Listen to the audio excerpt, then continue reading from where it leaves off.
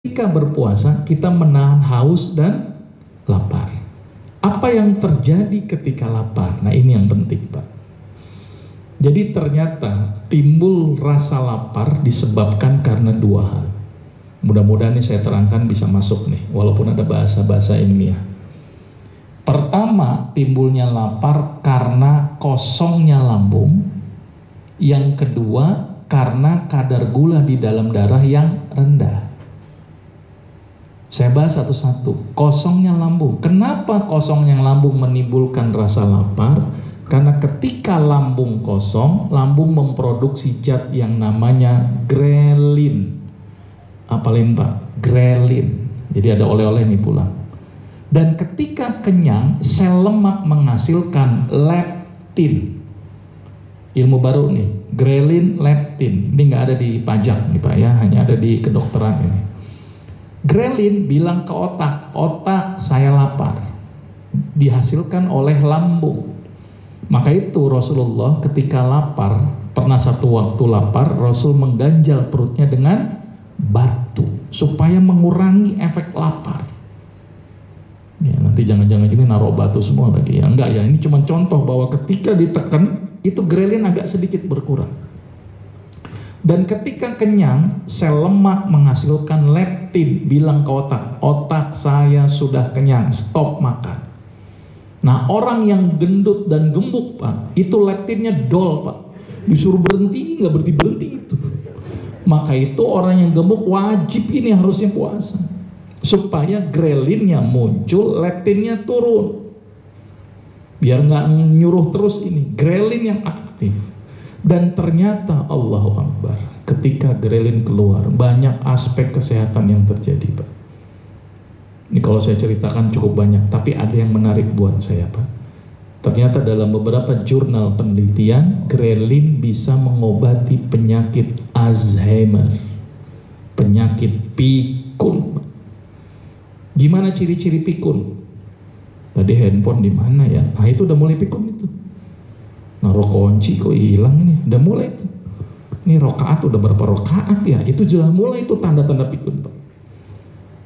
Saya punya istri apa enggak ya? Itu bukan pikun Pak, itu bukan pikun ya. Oke, ini harus begini nih ya. Tolong nih, pikun tuh udah mulai waspada. Dan ternyata puasa mencegah kerusakan otak.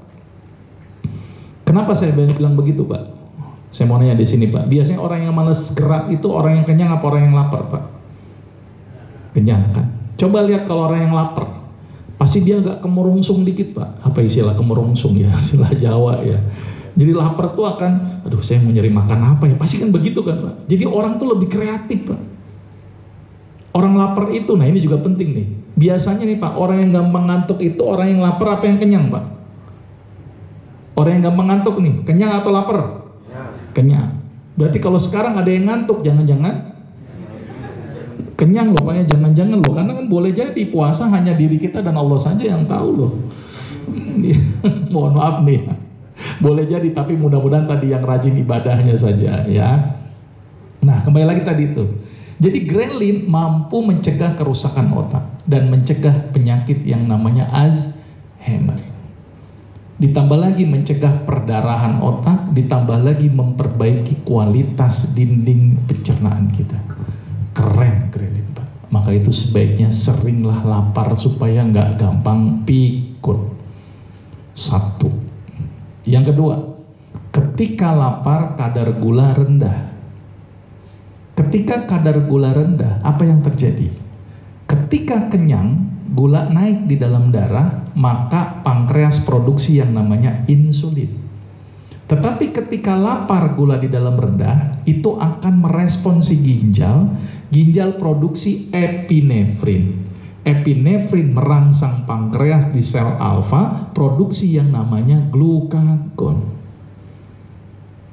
Tunggu, ini ngerti apa enggak? Ini saya ngomong begini ini ya. Oke, saya intinya aja deh, ribet-ribet nih nggak keluar ujian juga deh ya. Jadi gini, ketika lapar, intinya gini, ketika lapar keluar zat yang namanya glukagon juga. Kalau tadi kan grelin dihasilkan oleh lambung, sekarang glukagon keluar dihasilkan oleh pankreas. Glukagon ini Pak, fungsinya adalah untuk apa? Ngambil cadangan-cadangan energi itu. Kan kalau kita makan, kelebihan energi disimpan tuh. Nah, simpenannya diambil tuh oleh yang namanya glukagon. Dan ketika glukagon keluar, Pak, nih Pak, sama halnya dengan nih beberapa orang menyatakan, sama halnya dengan kita makan 10 piring nasi, Pak. Maka itu harusnya kita tuh nggak lapar karena hadirnya glukagon. Jadi ketika kita gini Pak, gemeter kan, kalau lapar gemeter Pak gini. Nah terus kan, udah hilang nih kayak laparnya. Nah itu glukagon keluar. Tapi ada juga orang yang gemeter yang nggak hilang-hilang Pak. Ini belum ketemu warteg kayaknya nggak hilang-hilang nih. Ada yang begitu tuh Pak. Berarti dia jarang puasa itu. Makanya harus rajin berpuasa supaya switching glukagonnya bagus. Maka itu orang yang rajin berpuasa, glukagonnya aktif, switchingnya jadi bagus. Dan cadangan energinya jadi diambil Pak. Jadi gemuk-gemuknya bisa berkurang, harusnya begitu. Dan harusnya tidak mungkin kita loyo karena hadirnya glukagon. Satu, glukagon keluar. Yang kedua, otak juga mengeluarkan juga beberapa hormon. Hormon apa Pak? Pertama, growth hormone. Hormon apa ini? Hormon pertumbuhan. Maka itu Pak, bagi yang pendek-pendek Pak, ini kesempatan untuk tumbuh Pak di bulan Ramadan ini Pak. Ya, ini mohon maaf jangan tersinggung dia ya. Tapi syaratnya tidak lebih dari 25 tahun. Ya, kalau sudah lewat terima nasib Pak. Itu nggak bisa tambah tinggi lagi. Maka itu puasa itu bagus untuk anak-anak Pak. Anak-anak masa pertumbuhan. Ingat Pak, anak itu kalau dikasih makan terus-menerus Pak, tapi nggak ada growth hormone, tumbuhnya ke samping Pak. Ingat, tumbuh itu ke atas Pak, bukan ke samping. Kan iklannya begitu tuh. Nah, maka itu pentingnya growth hormone. Dan biasanya growth hormone ini keluarnya jam 12 malam, tapi ketika lapar dia keluar. Maka itu anak sangat bagus untuk dilatih berpuasa. Tapi jangan dipaksakan Pak. Ayo puasa, kata dokter Agus, bagus terus, udah ngeringkuk aja ya kesian. Jangan Pak. Adalah puasanya misalnya dibikin sampai 12 siang atau sampai jam 2 gitulah. Kan mereka belum wajib. Tolong ya. Yang kedua nih, otak menghasilkan apa lagi? FSH dan LH. Apa itu? Hormon yang bikin wanita subur Pak. Maka itu bulan Ramadan Pak, ini kesempatan Pak bikin anak. Wanita itu dicolek dikit hamil loh Pak. Keren loh ini Pak. Ya, jadi jangan males ketika di bulan Ramadan. Sepakat Pak? Sepakat ya. Yang tua-tua ya memang agak males sedikit memang ya. Saya nggak tahu kenapa males tuh orang tua. Apa mulai bosen atau mulai apa, saya nggak tahu ya. Wajar sih Pak ya. Sayur sop terus-terusan kan juga bosen memang ya. Ya udah, tapi tolong ketua tetap aktif. Saya punya pasien supaya prostatnya nggak makin bengkak. Salah satu terapi yang saya berikan, tolong rajin berhubungan seksual. Rajin. Berapa idealnya Pak? Yang tua-tua?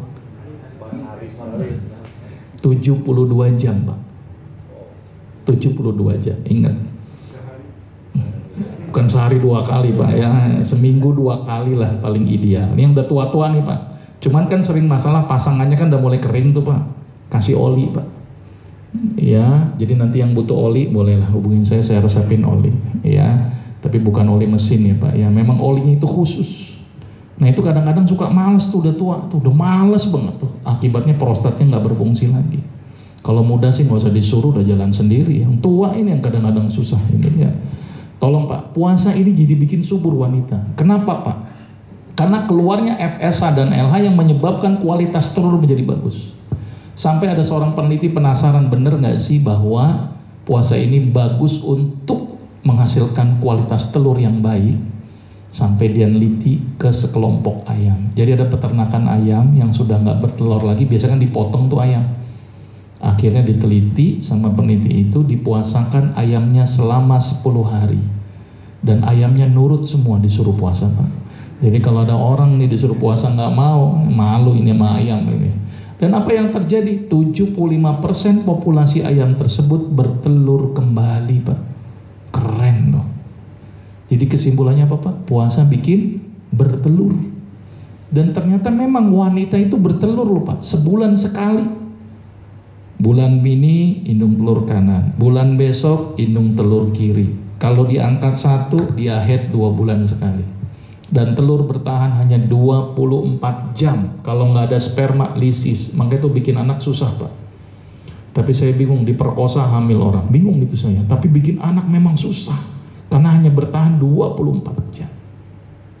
Ya, jadi tolong bulan Ramadan aktifkan lagi berhubungannya, jangan males.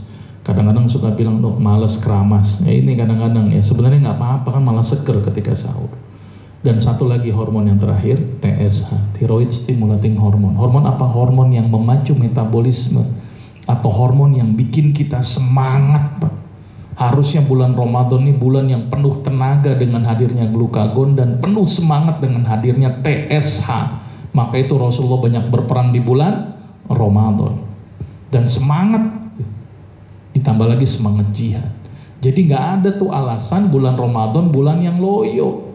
Karena tadi ada glukagon, ada TSH. Tapi dok, kenyataannya puasa mah lemes loyo. Kenapa? Boleh jadi glukagon dan TSH-nya tidak keluar. Kenapa tidak keluar? Mohon maaf nih Pak, biasanya kita mulai lapar jam berapa Pak? Mulai lapar jam berapa Pak? Jam 10, cepet amat Pak. Idealnya Pak, lapar jam 1 sampai jam 3, ideal tuh Pak. Ya, mohon maaf nih, rata-rata kalau udah jam 3, yang ada dalam otak kita mikirin apa Pak? Nah, betul Pak. Ini bukanya pakai apa nih? Enaknya pakai lontong deh, enggak deh, tahu isi aja deh. Nah, kalau udah mulai begitu tuh mikir otak kita Pak, bukan glukagon dan TSH Pak, yang ada air liur yang keluar Pak. Maka itu bulan Ramadan banyak orang yang ngeludah-ngeludah, mungkin mikirin makan ini kali ya. Tolong puasa jangan mikirin makan, tapi targetnya adalah ibadah. Bagaimana kerjaan kita bernilai ibadah, bagaimana hafalan kita, bagaimana bacaan kita. Dan terakhir nih, biar waktunya mepet ya, ternyata ketika dipuasakan sel pun berespon. Keren nih. Saya takjub ini. Sampai ada guru besar Jepang, profesor Jepang, dia dapat hadiah Nobel tahun 2016 barusan tuh, gara-gara neliti sel yang dipuasakan. Ternyata sel menghasilkan satu zat yang namanya fagosom. Fagosom melakukan proses yang namanya autofagi. Apa itu autofagi? Bersih-bersih sel. Jadi ibarat sel di ruangan Pak. Sel kan bagian tubuh terkecil kita kan sel kan. Jadi fagosom tuh kayak bersihin ini kotor-kotorannya, yang retak-retak tembel, warnanya kusam dicat. Maka itu kenapa orang yang rajin puasa selnya bagus, dan orang yang rajin puasa lebih awet muda Pak. Bagi yang muda Pak, yang tua mah awet tua aja ya. Jadi mau yang muda aja nih. Karena kenapa tadi fagosom tadi? Sampai diteliti tuh, ada seorang peneliti namanya Vladimir Nikitin Pak. Dia penasaran, dicoba itu dilakukan penelitian, bener nggak sih bahwa puasa itu bikin awet muda dan panjang umur. Akhirnya dia bikin 5 kelompok tikus dia coba. Kelompok tikus pertama dipuasakan Senin Kamis. Tikus yang kedua puasa Nabi Daud. Orang iseng memang ini Pak. Kelompok tikus yang ketiga puasa setiap hari buka sahur. Kelompok tikus yang keempat puasa setiap hari nggak buka nggak sahur. Kelompok yang kelima dikasih makan yang enak-enak. Gimana hasil penelitiannya? Tikus yang dipuasakan, tikus yang dikasih makan yang enak-enak umurnya hanya 2,5 tahun Pak. Tikus yang dipuasakan setiap hari nggak buka nggak sahur mati. Iya bener Pak, nggak mati malah aneh, saya bingung ya. Tikus yang puasa setiap hari buka sahur Pak, itu umurnya hanya 1 tahun Pak. Maka itu puasa di kita nih setiap hari hanya Ramadan saja, selebihnya paling banter Nabi Daud Pak. Ya, makanya kalau setiap hari seumur hidupnya puasa itu juga ternyata bikin umur pendek. Sedangkan yang Nabi Daud dan Senin Kamis umurnya rata-rata 4 tahun. Yang paling lama Nabi Daud Pak, 4 tahun 3 bulan. Di sini menunjukkan bahwa ternyata puasa bikin panjang umur. Jadi kalau Bapak mau panjang umur, tolong ini berpuasa. Ya Pak ya. Dan yang terakhir, puasa tidak hanya berdampak ke fisik, tetapi juga berdampak ke psikis kita. Akan timbul kepedulian. Karena lapar, ngerasain lapar, jadi ya mudah-mudahan ngerasain juga tuh orang yang nggak makan berhari-hari. Melatih juga kesabaran, Pak. Ngelihat makanan, tumbuh beduk. Ngelihat minum, tumbuh beduk. Ngelihat istri, bukan tumbuh beduk, Pak, maleman dikit. Jadi melatih sabar, ya. Dan yang terakhir, mudah-mudahan nih iman kita bertambah. Dan tips nih terakhir, ini walaupun sudah telat tapi nggak apa-apa. Tadi bukanya dengan kurma ya, karena kurma adalah makanan yang tinggi kalium dan tinggi triptopan. Triptopan ini berperan penting untuk pembentukan neurotransmitter otak. Maka itu orang yang makan kurmanya rajin, mudah-mudahan neurotransmitternya banyak dan bikin mood menjadi bagus. Mood, Pak, moodnya bagus. Maka itu orang yang rutin kurma harapannya moodnya bagus. Kalau seandainya nggak ada kurma, ada nggak alternatif lain, Pak, untuk triptopan? Ada, pisang, Pak. Tapi tolong makan pisang kalau doyan ya, Pak ya, sama kulitnya.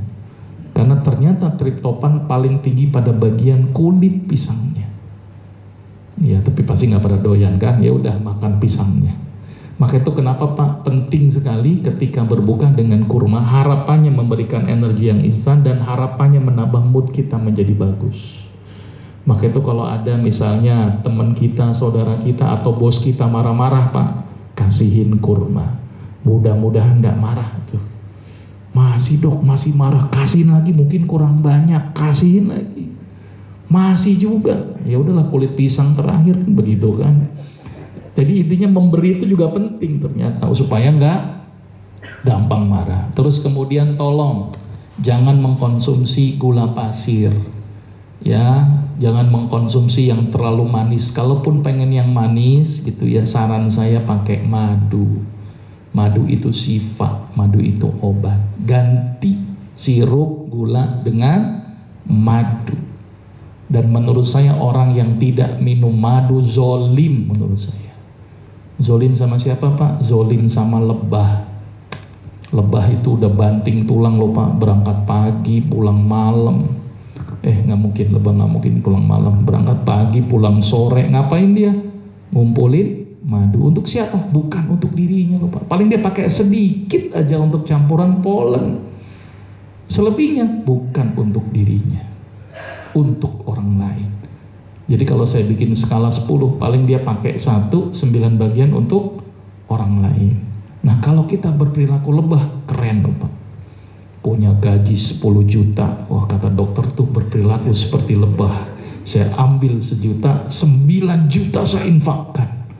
Setuju, Pak? Setuju nggak ini? Ini kotak amal ada nggak? Ini kotak amal. Ini 2,5% susah amat gitu, apalagi 9 bagian. Ganti dengan itu. Nah terus tadi buka sudah ada tipsnya ya. Sahur, tolong sahur bukan dijadikan ajang stok. Wah mau sahur ini mau puasa seharian, makan yang banyak, percuma, Pak, ke toilet lagi. Mendingan pilih makanan nih ketika sahur yang tepat. Tadi saya bilang apa? Manusia lebih kuat menahan lapar ketimbang menahan haus. Maka itu perbanyaklah makanan-makanan ketika sahur yang mengandung serat dan pektin. Serat dan pektin. Jangan mengandung minyak dan santan. Los itu air. Apa sumbernya? Sayur bening dan apel.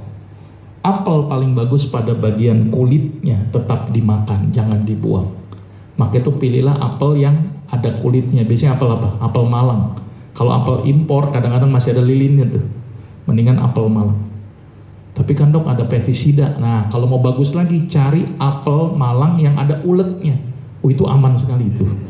Ya nggak ada pestisidanya. Malah kalau datang ke pasar bilang aja, bang tuh yang sortiran, saya yakin dikasih gratis itu.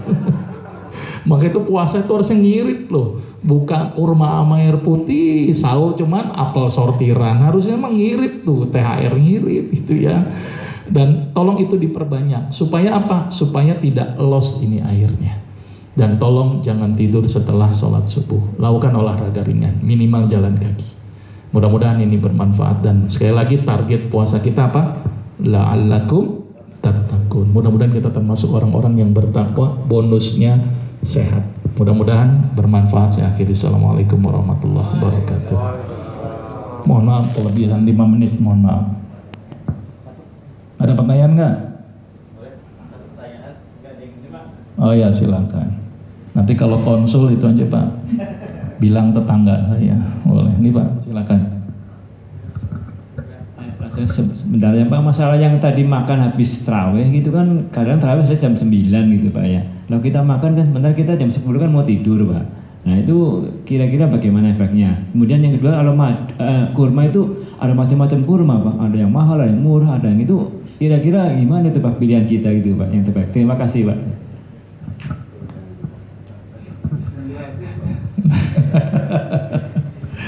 Jadi gini Pak, maka itu kenapa di bulan Ramadan tidur kita agak larut memang Pak.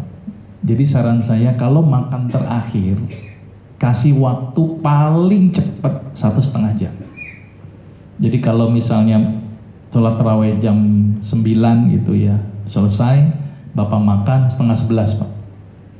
Jadi biar jangan langsung tadi, supaya biar ngelewatin lambung dulu. Lambung itu butuh waktu sekitar 30-60 menit. Lewat mulut butuh waktu sekitar berapa menit Pak. Jadi range-nya itu. Atau pilihlah makanan-makanan yang mudah diserap Pak. Misalnya buah atau sayur. Kalau daging agak lama Pak. Ya daging agak lama. Makanya kenapa Pak? Sahur itu tadi sayur sama apel sortiran itu Pak. Itu yang paling bagus Pak. Itu ngirit itu Pak ya. Karena sebenarnya biar cadangan energi kita dihabiskan Pak ketika lapar. Tapi kalau buat Bapak kayaknya boleh deh Pak ya. Bapak agak kurus soalnya ya. Jadi banyaklah makan daging, telur, saya bolehin Pak. Ya silakan Pak untuk Bapak ya. Jadi sebaiknya begitu. Jadi jangan langsung habis makan langsung tidur. Lewatin lambung dulu nih, 1,5 jam kurang lebih. Kalau bicara kurma, yang paling bagus, yang paling mahal Pak sebenarnya. Ya Pak ya. Karena ada harga, ada rupa biasanya. Tapi bukan itu patokan saya Pak. Kurma ajwa Pak. Ya kadar kaliumnya cukup tinggi. Dan itu juga cukup mahal memang. Kalau yang murah-murah ya ada sih yang murah. Tadi itu Bapak bilang yang gratis, datang aja ke masjid Pak. Ke masjid itu gratis itu Pak. Tapi ya sebenarnya kalau dalam beberapa riwayat hadis, Rasul ketika berbuka pakai rutop tuh, kurma muda. Jadi lebih segar. Kalau nggak ada boleh ya kurma yang matang. Gitu ya. Gitu ya Pak ya. Mudah-mudahan Bapak sehat Pak. Ya, jadi buat saya makan Pak, jangan nggak makan. Nah, tambah kurus nanti Pak. Ya, oke ya. Baik. Oh, sekali lagi silakan.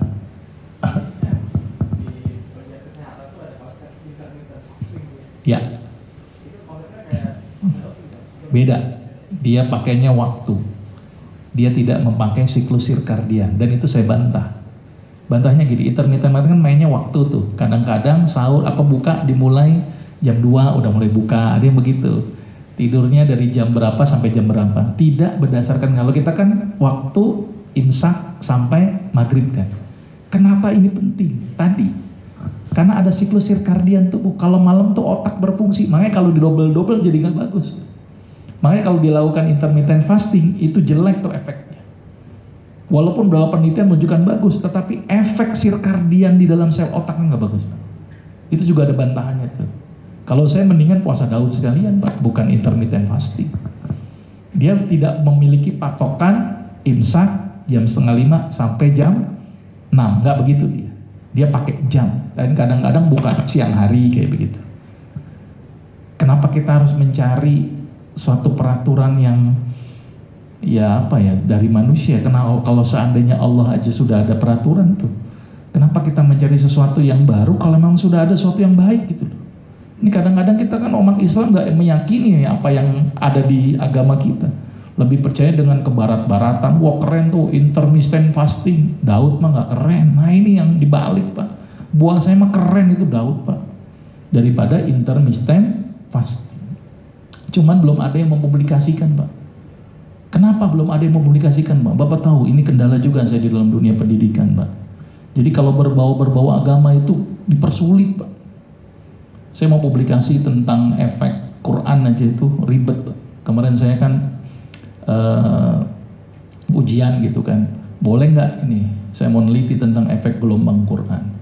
jangan deh ini, begitu Pak, ribet. Padahal kalau itu diberi kesempatan aja deh. Karena buat mereka etika tadi, kalau nggak terbukti nanti gimana, itu yang dikhawatirin. Udahlah, yakin dulu aja apa yang Allah katakan itu benar. Nah kadang-kadang kita kebanyakan mikir. Nah ini terakhir Pak, ini saya tertarik dengan sebuah ayat di dalam Al-Quran. Innallaha la yastahi ayyadriba mathalam ma ba'udatan fama fawqaha fa ammal ladhina amanu faya'lamuna annahul haqqu mir rabbihim wa ammal ladhina kafaru fayaquluna madza aradallahu bihadza mathala yudillu bihi katsira wa yahdi bihi katsira wa ma yudillu bihi illal fasikin. Keren ini ayat. Jadi kalau Allah nih ngasih perumpamaan lebih rendah dari nyamuk, orang beriman bilangnya apa? Faya'lamuna annahul haqqu mir rabbihim. Ini benar datangnya dari Allah, nggak mungkin salah. Tapi orang kafir, untuk apa ya Allah jadiin begini? Itu begitu tuh. Makanya itu kita kalau ada hukum Islam datang ke kita harus bagaimana? Sami'na wa ta'na dulu. Jangan sami'na wa pikir-pikir dulu. Nah ini kebanyakan mikir. Datang tentang bekam, udah nggak usah mikir. Rasul berbekam, ya rutin berbekam. Nanti mikirnya belakangan. Yang penting sami'na wa ta'na. Rasul ngomong herbal, misalnya habatus sauda, minyak zaitun, udah makan aja, ikuti yang Rasul lakukan. Mikirnya belakangan. Kita kan mikir duluan, ini bagus nggak sih ini? Kayak gitu-gitulah. Nah, saya pengen kalau datangnya dari Allah dan Rasulnya, sami'na wa ta'na. Gitu ya. Mudah-mudahan bermanfaat. Ya, udah kerja. Nanti udah kelewatan waktunya ya. Saya akhiri ya. Assalamualaikum warahmatullahi wabarakatuh.